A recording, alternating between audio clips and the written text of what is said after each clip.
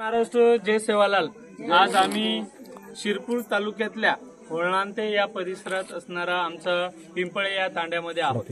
खऱ्या अर्थानं ज्या समाजाच्या या पूर्ण राज्यभरावर मध्ये एक पूर्ण असा दरारा आहे, ज्या समाजाने या राज्याला फार मोठं योगदान दिलं आहे, ज्या समाजाच्या मोठ्या लीडरने या महाराष्ट्रासाठी काम केले असे वसंतराव नाईक साहेब, सुधाकर नाईक साहेब अशा या समाजाचं आज या पिंपळे तांड्यामध्ये कशा पद्धतीने त्यांच्यावर अन्याय होतोय यासाठी आज आम्ही चर्चा मंथन केलेली आहे। वसंतराव नाईक साहेब असताना या तांड्याची उभारणी झाली आणि त्यानंतर हा जो गाव आहे तो पुनर्वसित होऊन काही जो अर्धा गाव आहे तो होळणांत्या परिसरामध्ये गेला आणि हा जो मूळ आहे जिथे सुरुवातीपासून तांडा होता त्या ठिकाणी इथे तांडा आहे।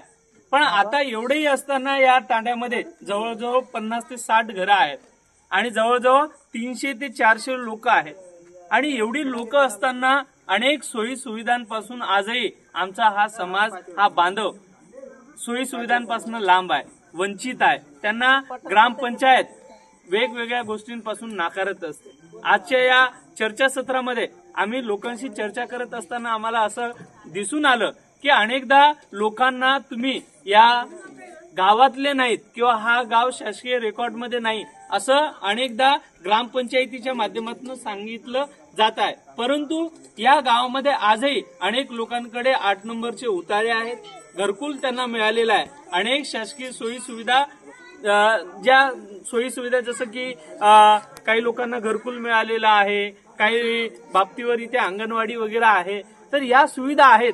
परंतु आजही रस्ते असतील, जे मुलं इथे नुकतीच काही दिवसापूर्वी इथे स्पर्धा परीक्षा अभ्यास करणारी मुलांची एक टीम सक्रिय झाली, जे की अभ्यासाच्या बळावर शासकीय सेवेमध्ये जात आहेत। तर त्या मुलांना अभ्यासिका असेल, जिम्स असतील, त्याचबरोबर इथले रस्ते असतील, राशनचा विषय असतील, यासारख्या अगणित विषयांवर आजही आमच्या या लोकांना न्याय मिळाला नाही।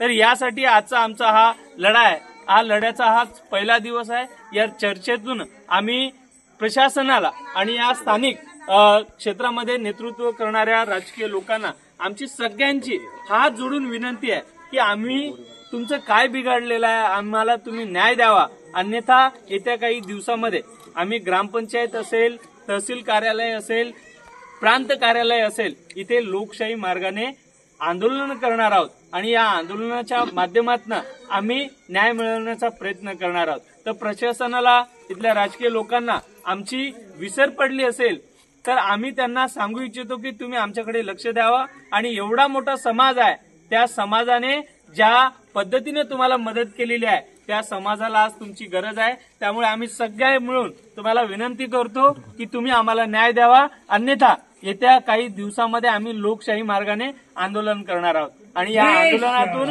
होणाऱ्या नुकसानाला सर्वस्व इथले राजकीय लोक असतील जे की यांच्याशी जोडून आहेत, त्याचबरोबर या प्रशासकीय सेवेमधली लोक आहेत ज्यांनी या लोकांना चळलेलं आहे। एवढंच बोलतो। जय हिंद, जय महाराष्ट्र, जय सेवालाल। जय सेवालाल।